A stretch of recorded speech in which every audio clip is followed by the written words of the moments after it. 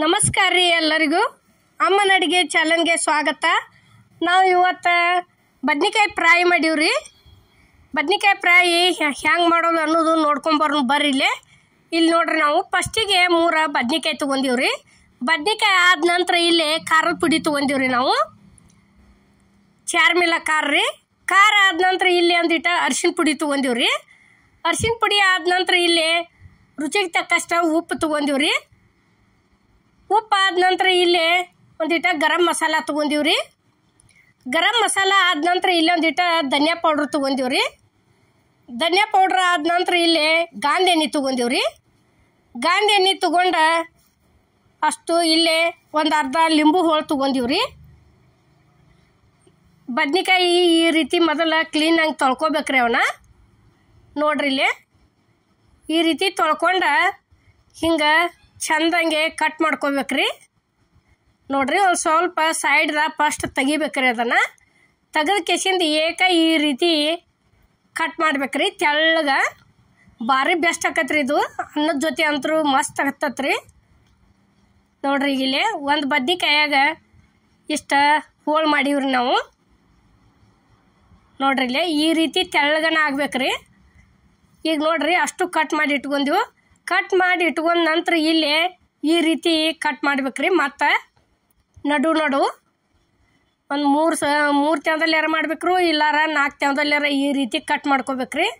ನೋಡ್ರಿ, ಈಗ ಪಕ್ಳಿ ಮಾಡಿ ತೋರ್ಸಾಕತ್ತೀವಿ. ಈ ರೀತಿ ಆಗ್ಬೇಕ್ರಿ ಅವು. ಇದೇ ರೀತಿ ಅಷ್ಟು ಕಟ್ ಮಾಡೀವ್ರಿ ನಾವು. ನೋಡ್ರಿ, ಈಗ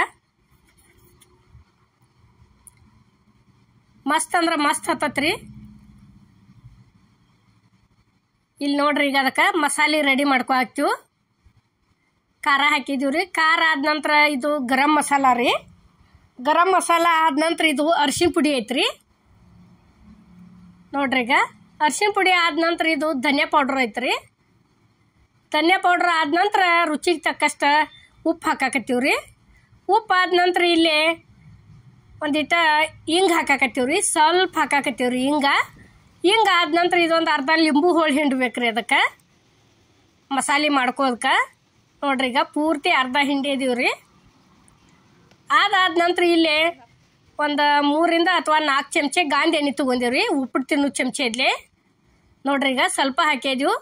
ಇನ್ನೊಂದು ಸ್ವಲ್ಪ ಬೇಕಾಗಣ ಅದನ್ನೊಂದು ಸ್ವಲ್ಪ ಹಾಕಿ ಬಿಡ್ತೀವಿ. ನೋಡ್ರಿ, ಅಷ್ಟು ನೋಡ್ರಿ ಈ ರೀತಿ ಅಷ್ಟು ಕುಡಿಸಿ ಚಲೋತ್ತಾಗಿ ಮಿಕ್ಸ್ ಮಾಡ್ಕೋಬೇಕ್ರಿ. ಅದನ್ನು ಅಷ್ಟು ಸೇರಿ ತೋರ್ಸಾಕತ್ತೀವಿ. ನೋಡ್ರಿ, ಈಗ ನೋಡ್ರಿ ಈ ರೀತಿ ಸಾವಿರ ಅಷ್ಟು ಚಲೋತ್ತಂಗೆ ಅಲ್ಲೇನು ನಡ್ಬರ್ಕ್ ಕಟ್ ಮಾಡಿರ್ಲಿ ಅಲ್ಲಿ ಸೇರ್ಬೇಕ್ರಿ. ಆ ಟೈಪ ಹಚ್ಬೇಕ್ರಿ ಅದನ್ನ ಕೈಲಿ.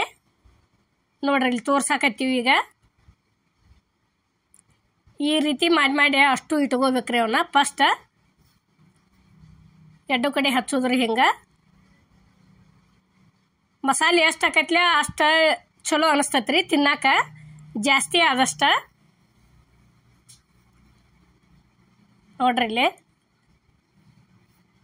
ಇದೇ ರೀತಿ ಅಷ್ಟಕ್ಕೂ ಒಮ್ಮೆ ಕಟ್ ಮಾಡಿ ಇಟ್ಕೊಂಡ ಒಮ್ಮೆ ಹಚ್ಕೊಂಡೇವ್ರಿ ನಾವು.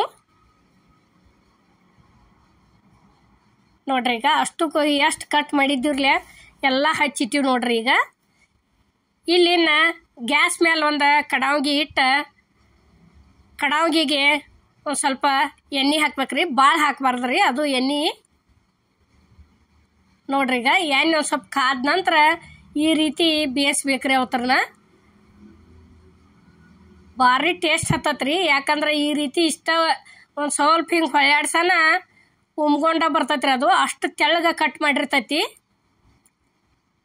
ಮಾಡಿ ನೋಡ್ರಿ, ನೀವು ಹೆಂಗಾಗೈತೆ ಅನ್ನೋದು ನಮಗೂ ಕಮೆಂಟ್ನ್ಯಾಗ ಹೇಳ್ರಿ.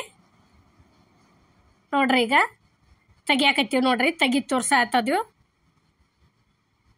ನೋಡ್ರಿ, ಇಲ್ಲೇ ಇದೇ ರೀತಿ ಅಷ್ಟು ಇದನ್ನು ಮಾಡಿ ಇಟ್ಕೊಂಡೀವ್ರಿ ನಾವು. ಭಾಳ ಎಣ್ಣೆನೂ ಹಾಕಂಗಿಲ್ರಿ, ಸ್ವಲ್ಪ ಎಣ್ಣೆ ಹಾಕೋದ್ರಿ. ನೋಡ್ರಿ, ಈಗ ಮತ್ತೊಂದು ಸಲ ಹಾಕಾಕತ್ತೀವಿ. ಮಾಡೋಟಾಗೆ ಜಾಸ್ತಿ ಆಗಿತ್ತಂದ್ರೆ ಮಸಾಲೆ ಐತಿ ಅದ್ರ ಮ್ಯಾಲೆ ಒಂದು ಸ್ವಲ್ಪ ಹಾಕಿ ಬಿಡೋದ್ರಿ. ಅದು ಚಲೋ ಅನ್ನಿಸ್ತೈತ್ರಿ. ನೋಡ್ರಿ, ಇಲ್ಲೇ ಪ್ಲೇಟ್ಲೆ ಈ ರೀತಿ ತಿರಿ ಹಾಕೋಬೇಕ್ರಿ ಅವನ್ನ.